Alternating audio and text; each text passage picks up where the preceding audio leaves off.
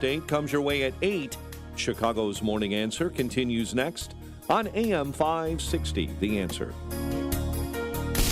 Now, from the Signature Bank Studios.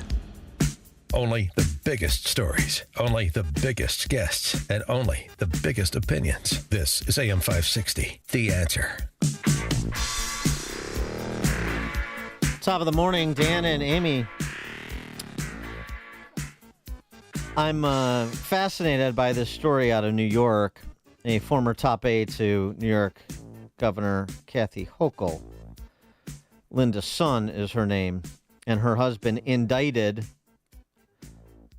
for being Chinese assets working in New York state government and attempting to advance the interests of Beijing in said state government. Wall Street Journal opining, while working for Albany, Ms. Sun seems to have kept in close touch with Beijing's consulate, including about her efforts to fend off Taiwanese outreach to state leaders. And they've got examples culled from the indictment that speak to this, not to mention the allegation that she laundered unlawful proceeds through bank accounts, she and her husband, opened in the name of a close relative. The couple bought real estate for $3.6 million in New York and a Hawaii condo for $1.9 million. No mortgages, paid cash, despite relatively meager tax returns. And apparently had a hard time explaining that, or chose not to explain to federal prosecutors, one or the other. And the most fascinating thing about this case is I didn't know that FARA, the Foreign Agents Registration Act, was still in force. I thought that was permanently suspended when Hunter Biden seemingly ran afoul of it. But no, they brought it back. It's au courant again, the Foreign Agents Registration Act. I know it was useful against Paul Manafort, not useful against Hunter Biden, so they suspended it. Now useful against Linda Sun. Boy,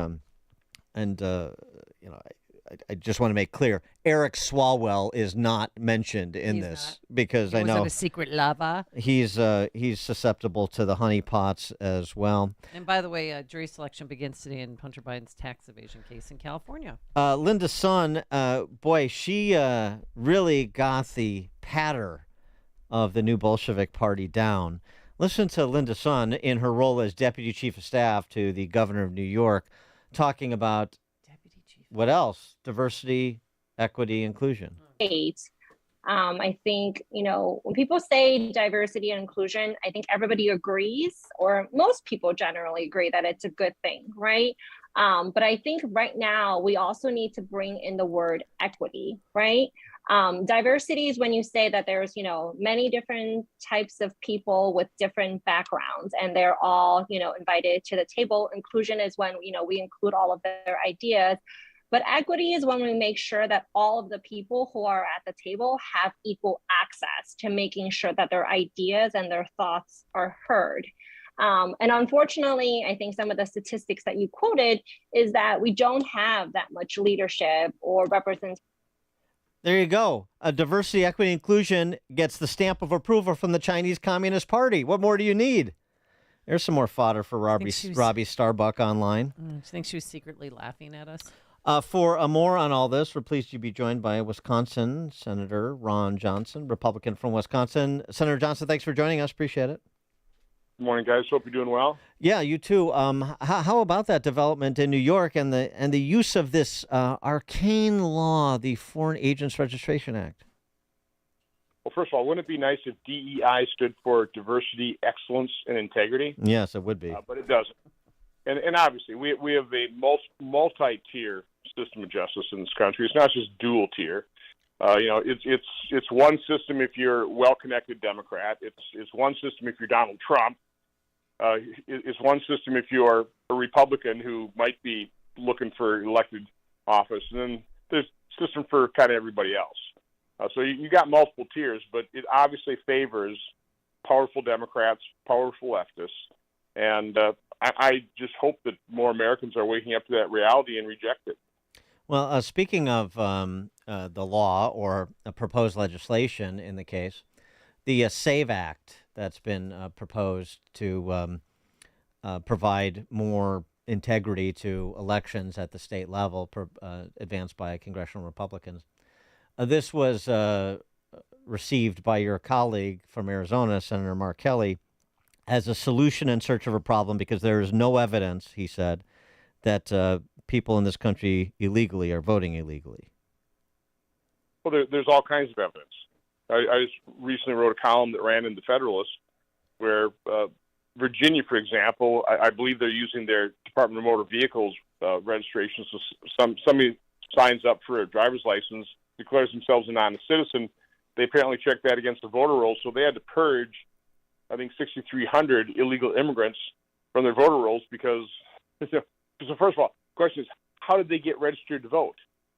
Boston claims that 70 illegal immigrants requested that their names get pulled off the voter registration file, probably because if they're on there illegally, it'd impact their immigration benefits. But how did those people get on the voter registration roll, maybe even without their knowledge? So, I mean, the fact of the matter is the Democrats, the Biden-Harris administration's open border policy, the only rationale for that clear and present danger is Democrats wanting to flood this country in with people that are illegal, that are very appreciative to Democrats for allowing them into this country, that they can rely on to vote for them for decades in the future, which is why they're trying to relax all the controls and, of course, deny the fact that anybody could vote illegally.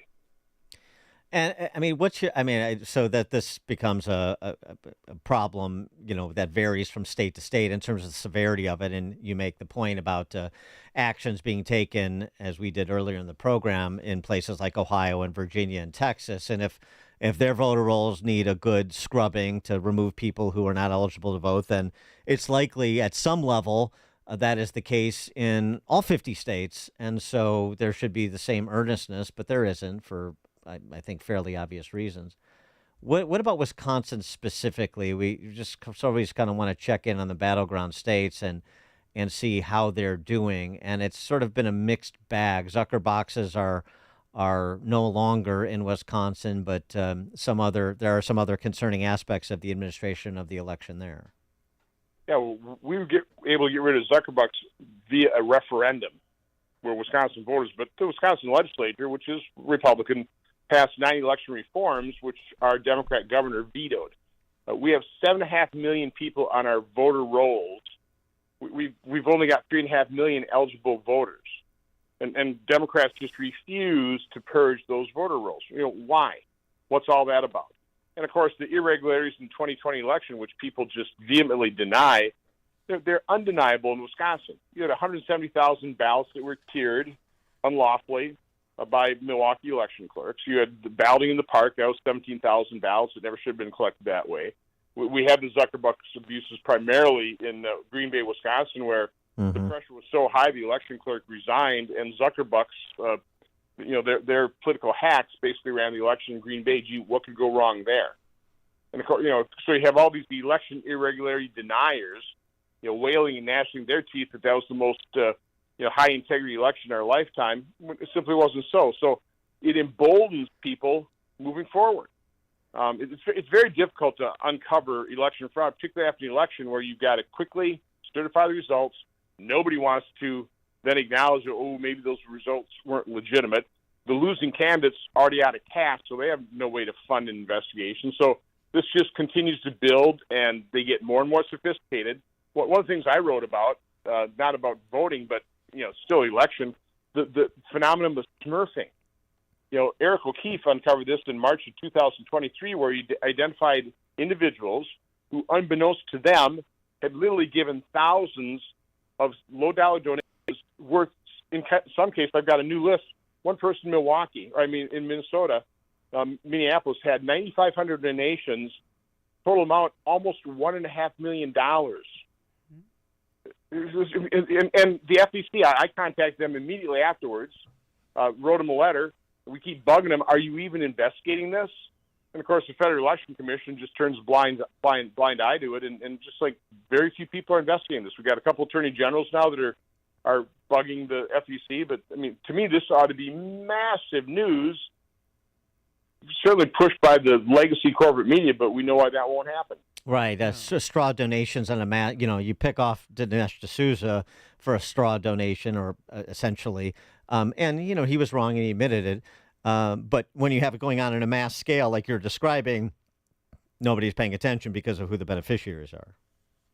Precisely. And, most of these are small dollar donations go through Act Blue. And it's always puzzled me that the party that represents the poor and downtrodden, supposedly, which is not even close to the truth anymore, but they're the ones that lead in small dollar donations. So, all these people can struggle to get by somehow, just have enough to cough up millions right. to their favorite Democrat politician. In Wisconsin, I just want to get clarity too. Zucker Bucks, but what about Zucker Boxes or some 2024 iteration of that?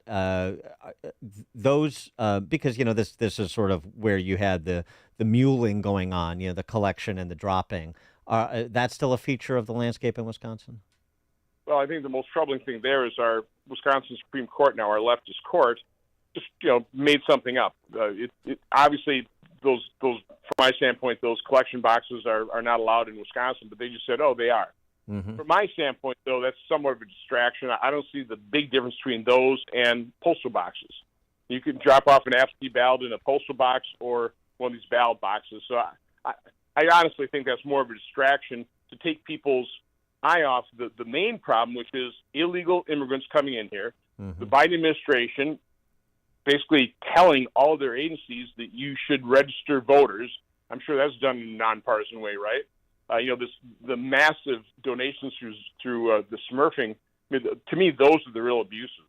And with respect to Wisconsin, I think in the rural counties that are Trump territory, we're not as concerned about these things. But sometimes, if you don't pay attention to your base, this is where they infiltrate because you're not expecting it, as opposed to Milwaukee, which is obvious, for example, or Dane County for that matter. But what is the program, the combination of national, state, and local Republican Party operations for doing the best as can be done under the law to provide for ballot integrity in Wisconsin? Well, mostly it's about election workers and election observers. So in Wisconsin, we've recruited over 5,000 election workers. These people are trained and they're paid. So they're the ones that are opening up the absentee ballots, comparing signatures. You got to have eyes on the process. And to a certain extent, that worked. In 2022, mine was a close election. Mm-hmm. And even in Milwaukee, by 11 o'clock at night, they had their ballots counted and they had the results in. So I didn't have to worry about Milwaukee election officials at 3, 4, 5 o'clock in the morning trying to find the 26,000 votes they needed. So, it helps to a certain extent, but we really need to prevent fraud on the front end, which is difficult to do. In Wisconsin, to challenge an illegal voter, you've got to provide an individual affidavit. And that's a individual legal process for every one of those people that somebody might identify that may not be a legal voter. So it's an arduous process. But that's why I think it's so important that we need to expose what could be happening to try and deter it from ever happening. So how does it work in Wisconsin? If you apply for a driver's license, are you automatically signed up to be registered to vote? No. And, we still have voter ID here in Wisconsin, which is a good thing. But no, voter registration is completely different from, signing up for a driver's license. You've got to do that separately. Well, you're doing better than Illinois, so you got that going for you. Not much consolation, I know. Senator Ron Johnson, a Republican from Wisconsin. Senator Johnson, thanks as always. Appreciate it. Stay well. Have a great day. Thanks, you too. And he joined us on our Turnkey.pro answer line. Before you see it on TV, share it on Facebook, or read about it in the paper, hear it here first. This is Chicago's Morning Answer on AM 560. The Answer. Hi, this is Rhett Rasmussen of BestHotGrill.com. Football is back, and so is tailgating. Whether it's Friday Night Lights, Saturday College, or Pro Sundays, Solaris